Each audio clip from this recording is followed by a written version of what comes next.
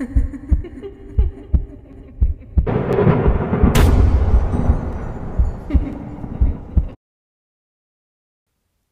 kwentong ito ay hango sa totoong buhay.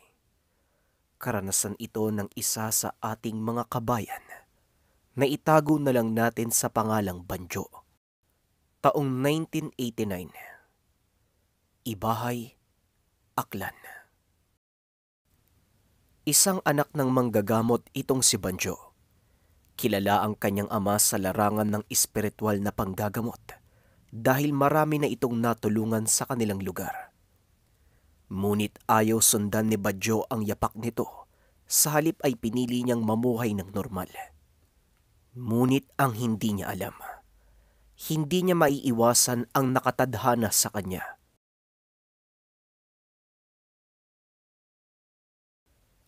Isang araw habang papauwi ang binata mula sa paaralan, masukal ang daanan pauwi at maputik ang buong paligid dahil maulan ng panahong ito.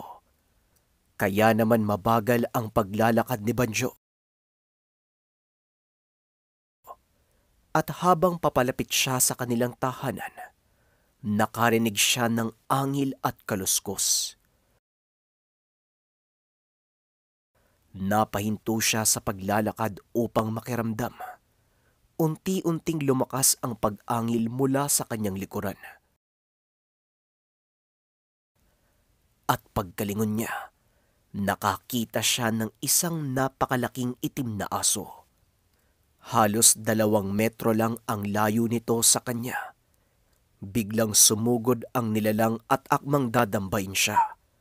Napaupo na lamang si Banjo at ipinikit ang kanyang mga mata habang inaantay ang pangil ng nilalang na bumaon sa kanyang balat. Ngunit ilang segundo ang nakalipas, wala pa ding lumalapit sa kanya. Pagbukas niya ng kanyang mata, nakita niya ang isang malaking itim na anino na nakatayo sa kanyang harapan.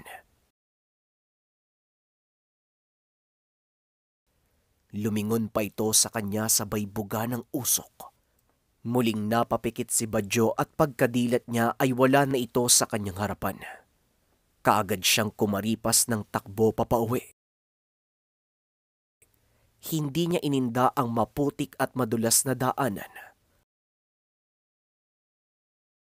Pagkarating niya sa tahanan ay kaagad niyang pinuntahan ng kanyang tatay na nooy nagpapahinga sa kanyang tumba-tumba. Tay, hindi po kayo maniniwala sa akin pero inatake po ako ng malaking aso kanina eh. Tapos may malaking itim na tao po yung nagligtas sa akin. Naninigarilyo pa nga po siya tay tapos binugahan niya ako ng usok. Kaya hindi ko po nakita yung itsura niya eh. Wika ni Banjo at napatingin ang kanyang tatay.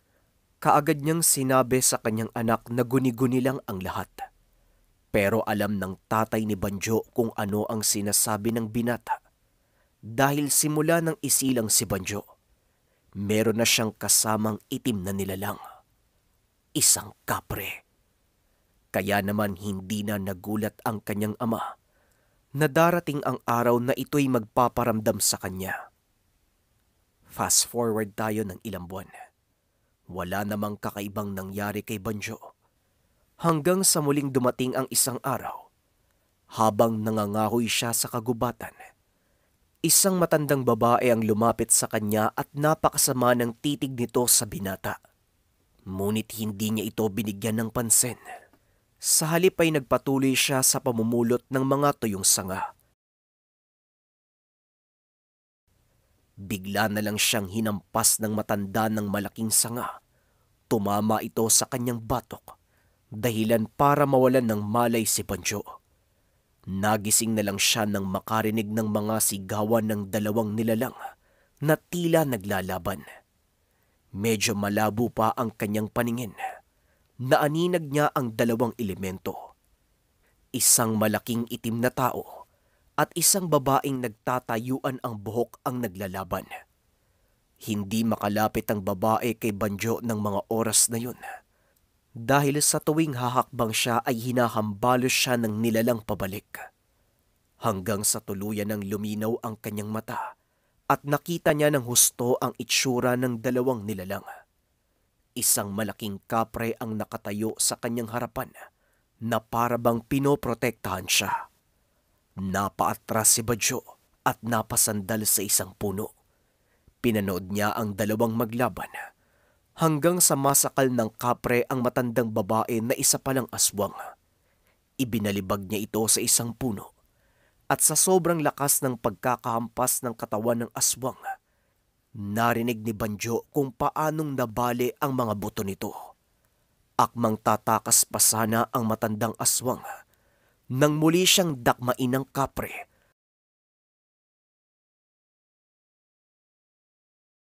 At hinati ang katawan nito sa dalawa. Halos mabalot ng kilabot si Banjo ng mga oras na yun. Hindi niya alam kung ano ang magiging reaksyon, kaya naman hindi siya nakakilos sa kanyang pwesto. Matapos mapatay ng kapre ang aswang ay tumitig ito sa kanya. Humithit ng tabako sabay buga sa binata.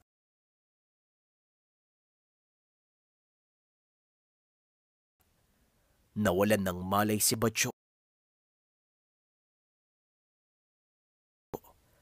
Nagulat siya nang idilat ang kanyang mga mata. Nasa loob na siya ng kanilang tahanan.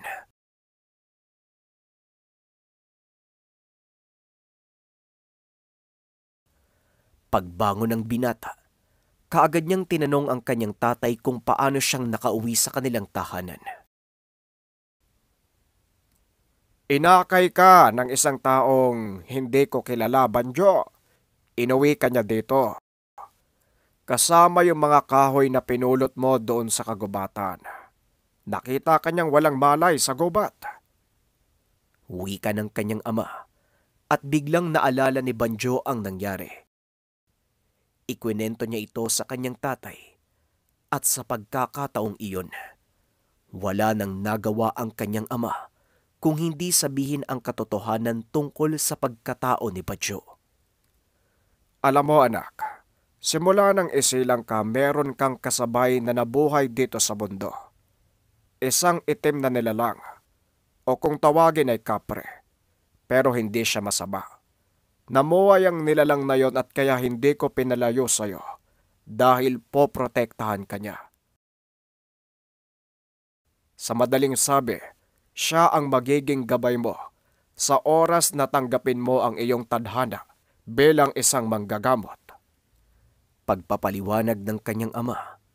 Ngunit sa kabila ng lahat, masaya si Banjo dahil alam niyang may isang nilalang ang nagtatanggol sa kanya. At dahil sa lahat ng kanyang nalaman, nagbago ang kanyang pananaw sa buhay. Dito siya nagdesisyon na sundan ang kanyang ama bilang manggagamot. Natuwa naman ang kanyang tatay sa pasya ng anak. Sinanay siya ng kanyang ama sa lahat ng nalalaman nito, mula sa dasal at iba't ibang uri ng pamamaraan sa panggagamot. At habang nasa proseso si Banjo, alam niyang palaging umaalalay sa kanya ang gabay na kapre. Ilang beses siyang natulungan ito sa lahat ng kinaharap na pagsubok at patuloy na ginagabayan sa araw-araw na labanan. Sa kasalukuyan ay naging isang ganap na manggagamot si Banjo. Kinilala siya dahil sa angking kagalingan at dahil sa kanyang malakas na gabay na kapre. Naging sikat na albularyo, maraming napagaling. Hindi niya inaasahan na ang gawaing iniiwasan niya noon, ito pa ang mamahalin niya sa kasalukuyan. Napagtanto niya na ito ang kanyang tadhana at lahat ng ito ay dahil sa kanyang gabay na isang kapre.